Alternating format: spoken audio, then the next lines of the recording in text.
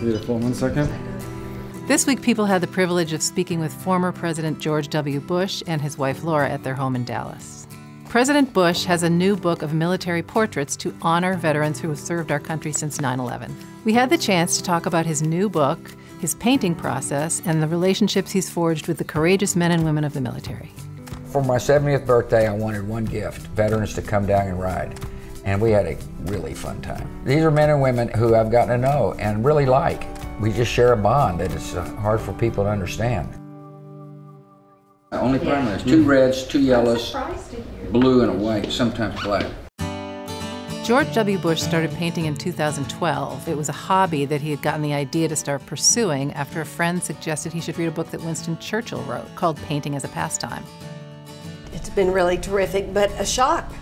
I would have never expected George to become an artist. Of course, you didn't think I was going to become president. No, I thought you had a lot better chance of becoming president than becoming an artist. But he was totally agnostic to art before. I loved living with the White House collection of art. I was very interested. I visited the National Gallery and all the museums often when we lived there, and George never did.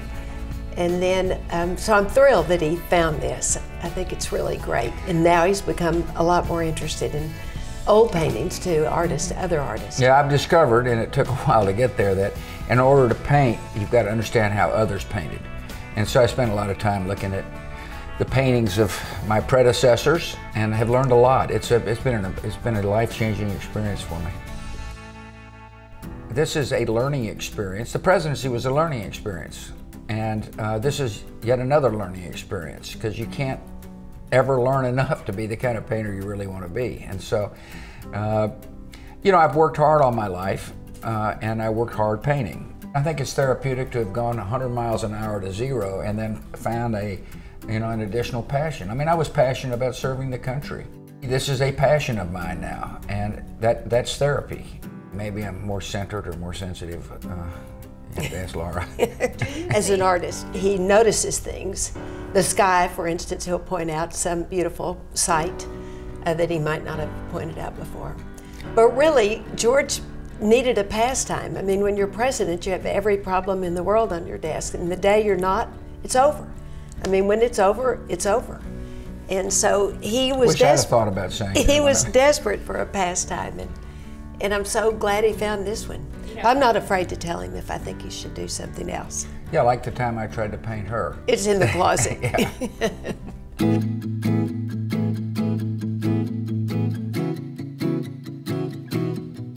President Bush had painted a series of portraits of world leaders, and a friend suggested he try something new and paint portraits of people who weren't well known. So in 2015, Bush decided to paint some of the wounded warriors he'd come to know over the years. It took about a year or so to do it, but I am a project painter. In other words, I've painted pets for a while, and I painted hats for a while, and I painted cacti for a while, and lilies. And so when I got this idea of painting the portraits of these warriors, it consumed me. I mean, I painted a lot to get it done. He ended up painting 98 men and women, which are now featured in his book, Portraits of Courage.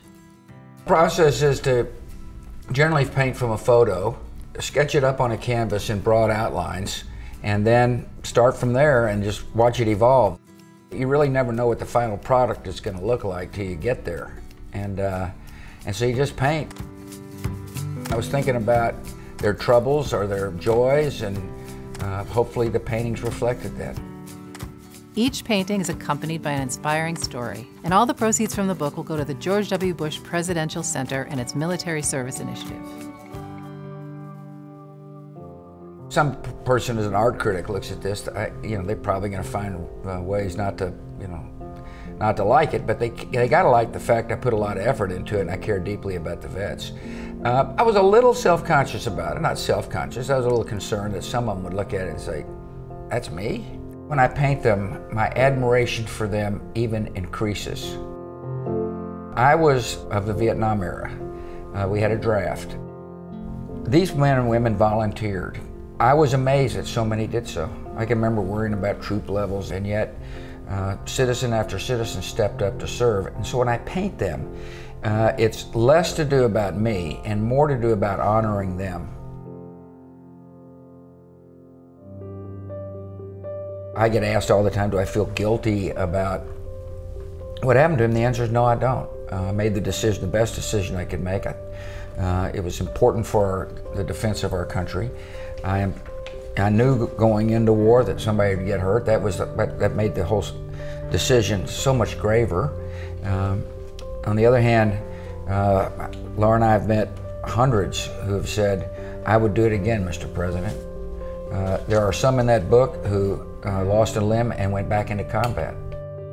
I'm honoring a unique group of Americans, and we're very fortunate that we have citizens such as these men and women, because it's not just serving in the military, they're going to serve their communities in other ways as well. And particularly when we help them either find a job or help them with their invisible wounds.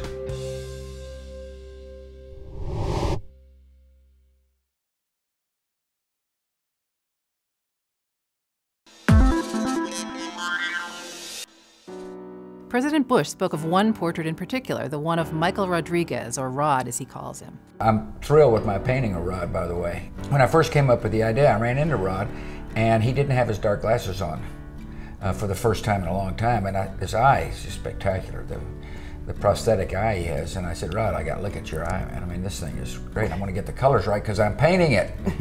He was slightly taken aback. When you look at his career in the military, you say, he's a warrior. On the other hand, he's got this sweet soul to him, and he's struggling, but he's getting a lot better, and that's why I wrote the book, to talk about people like Rod. You know, these veterans are a tremendous national asset. I mean, think about Rodriguez. This is a guy who, you know, has been all over the world. He understands teamwork and discipline, taking risk, and if given the proper help, he's going to continue to contribute to the country. But Rod will be the first to tell you, in order to get help, you have to ask for it. And that's one of the real problems we have.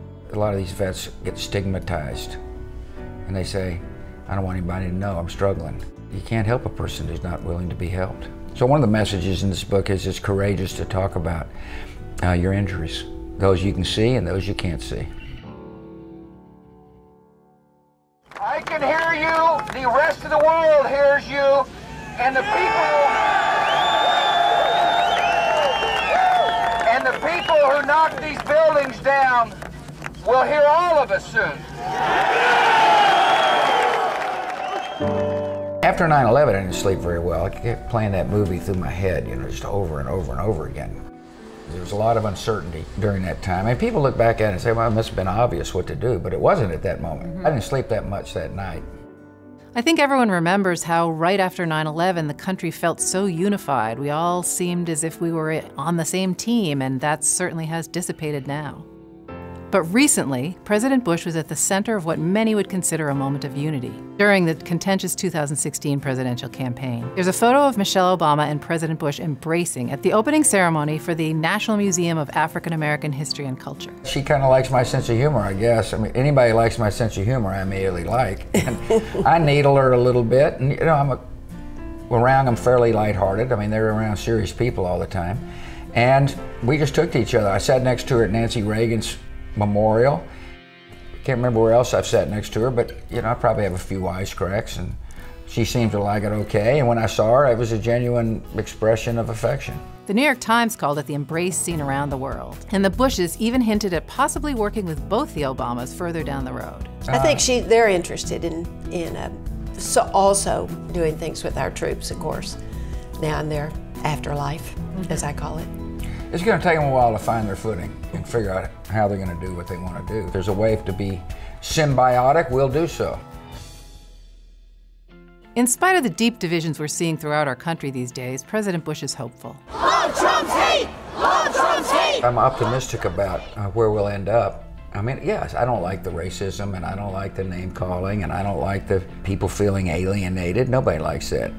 On the other hand, we've been through these periods before, and we've always had a way to come out of it. I'm more optimistic than some. It happens every time. People campaign, and then the job's different when they get in there. And the job has a way of bringing a reality to each president's situation, and that's going to happen now. When President Obama got elected, friends would call, you must speak out, you must do this, you must do that. And it turns out other people are doing the same thing this time, and I felt I didn't feel like speaking out before. I didn't want to complicate the job, and I'm not going to this time. However, at the Bush Center, we are speaking out. We've got this Veterans Initiative. We've got a cervical cancer initiative on the continent of Africa, which really speaks to the notion that, you know, we're a blessed nation, and we ought to help to the extent we can others. We're leading democracy movements. We're helping women in Egypt and Tunisia, as well as young Burmese. Afghanistan. We've started a scholarship amongst Korean Americans for North Korean prison escapees here in the United States. We've got a leadership program.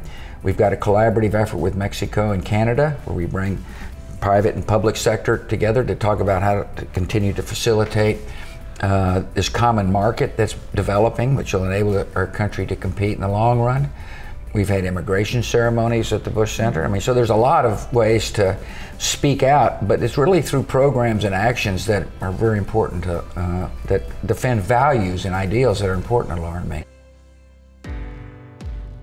In terms of painting, I'm thinking about it. I'm not sure yet. An idea will pop in my head, and I'll probably spend a year and a half, pursuing it. In the meantime, I'll just, paint a landscape here and a landscape there. It's amazing how time heals some some anxieties.